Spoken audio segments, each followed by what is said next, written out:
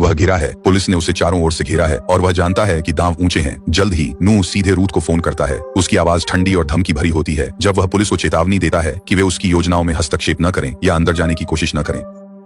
लेकिन रूथ अड़िग रहती है।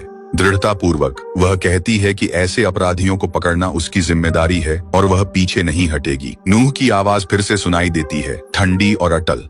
वह रूथ को चेतावनी देता है कि अगर कोई अधिकारी उसे पकड़ने की कोशिश करता है तो पूरा भवन आग की लपटों में घिर जाएगा। बंधकों पर बंधे बम तो बस शुरुआत है। नूह ने निचली मंजिलों पर विस्फोटक लगाए हैं और जैसे ही पुलिस कोई कदम उठाएगी वह उन्हें विस्फोटित कर देगा।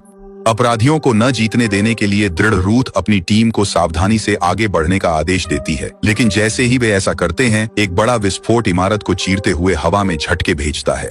धमाका रूथ के डर को सही साबित करता है। नूह की धमकियां सच थीं। स्तब्ध रूथ कठिन निर्णय लेती है। वह और जीवन जोखिम में नहीं डाल सकती। भारी मन से वह टीम को पीछे हटने का आदेश देती है और बाहर से निगरानी का निर्णय लेती है। बंधकों को और खतरे में डालने से बचती है। तभी उसका फोन बजता है। ये जोई है। चिंतित होकर वह विस्फोट के बारे में पूछती है। रूथ की प्रतिक्रिया गंभीर होती है। वह नूह की योजना की भयानकता बताती है। उसकी कलाई घड़ी बमों से जुड़ी है। यही चाबी है। अगर उसकी नाड़ी रुकती है तो इमारत उसके साथ गिर जाएगी। जोई की आवाज तनाव को चीरते हुए दृढ़ और स्थिर है। रूथ, शांत रहो, अब मेरी बारी है। रूथ हैरान होकर सुनती है जब जोई सच्चाई बताती है कि वह सिर्फ खिड़की साफ करने वाली नहीं है। वह पूर्व ब्रिटिश विशेष बलों की ऑपरेटिव हैं, जिनके कौशल आम नागरिक से बेहतर हैं। उन्होंने शांत जीवन के लिए सेना छोड़ी और नई नौकरी में उद्देश्य पाया। इस बीच इमारत के अंदर नूह ने गेराल्ड पर पकड़ मजबूत कर ली। अपने सवालों में अडिग वह फ्लैश ड्राइव का स्थान जानने की मांग करता है जिसमें बिटकॉइन है। उसकी धैर्य की सीमा कम हो रही है, लेकिन जेराल्ड दृढ़ रहता है, अपनी चुप्पी तोड़ने से इनकार करता है। नूह की हर धमकी को चुनौती देता है।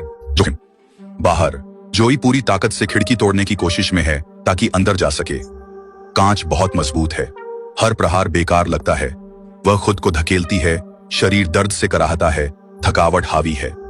जैसे ही वह हार मानने वाली होती है, एक जोरदार धमाका गूंजता है। अंदर से कोई शीशा तोड़ता है और उसे खींच लेता है। जोई का दिल खुशी से उछलता है। वह माइकल है, जीवित। राहत की लहर उसके ऊपर से गुजरती है, लेकिन समय नहीं है। बिना कुछ कहे वे संचालन कक्ष की ओर दौड़ते हैं, यह तय करके कि नोआ को रोकना है इससे पहले कि देर हो जाए।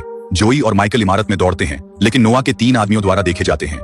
पीछा तेज होता है, लेकिन जोई तेजी से सोचकर उन्हें गोदाम में ले जाती है, जो एक अच्छा जाल बनता है। कुशलता से वह 2 आदमियों को गिरा देती है, लेकिन आखिरी आदमी उसे घेर लेता है, बंदूक ताने हुए। एक पल को लगता है कि सब खत्म हो गया है, लेकिन फिर माइकल आता है। एक बड़ा विस्फोट ट्रिगर करता है। विस्फोट जोई को सुरक्षित स्थान पर उड़ा देता है, जबकि आखिरी आदमी बाहर फेंका जाता है।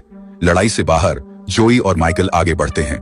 संचालन कक्ष पहुंचकर उन्होंने 2 गार्ड्स को निष्क्रिय किया और सीसीटीवी डिजिटल सिस्टम